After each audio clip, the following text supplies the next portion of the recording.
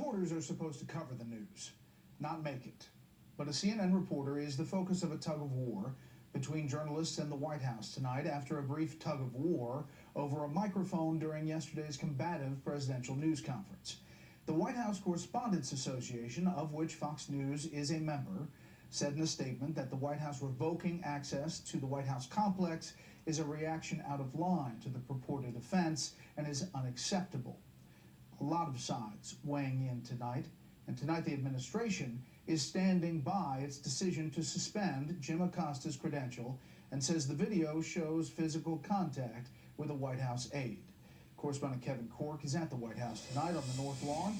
Good evening, Kevin.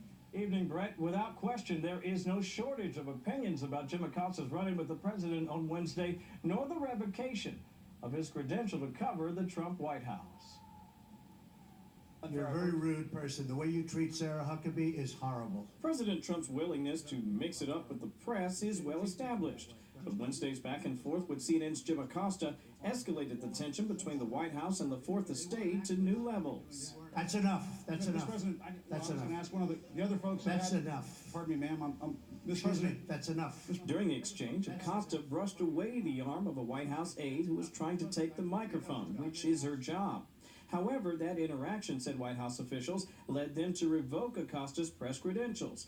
With Press Secretary Sarah Sanders writing on Twitter, "We will not tolerate the inappropriate behavior clearly documented in this video." Today, there were questions about whether the video Sanders posted was doctored, sped up to make Acosta seem more aggressive and the arm touch more dramatic. For his part, Acosta rejected the White House's suggestion that he was out of line. I didn't put my hands on her or touch her, as they're alleging, and it's just unfortunate that the White House is saying this. While the reaction to the decision to bar Acosta was mixed, the White House Correspondents Association and Acosta's employer, CNN, suggested the move was an affront to free speech, calling it disproportionate and unprecedented, respectively. Wow! Still, the president's run-ins with the press could prove far less consequential in the long run than the outcome of some key races in the Midwest Tuesday, where Democrats managed to flip governorships in both Wisconsin and Michigan.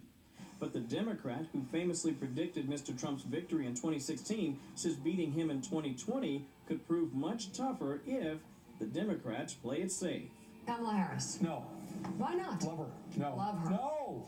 No. Not going to happen. Corey, love him. No. I wouldn't. No. It's none of that. No. We cannot run a politician against him. We will lose.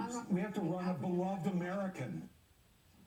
Michael Moore suggesting that Michelle Obama might be a beloved American to run against the president in 2020. By the way, Brett, tomorrow it is back on the road for Mr. Trump. This time he makes his way to Paris, France, where he will mark the 100th anniversary of the end of World War I.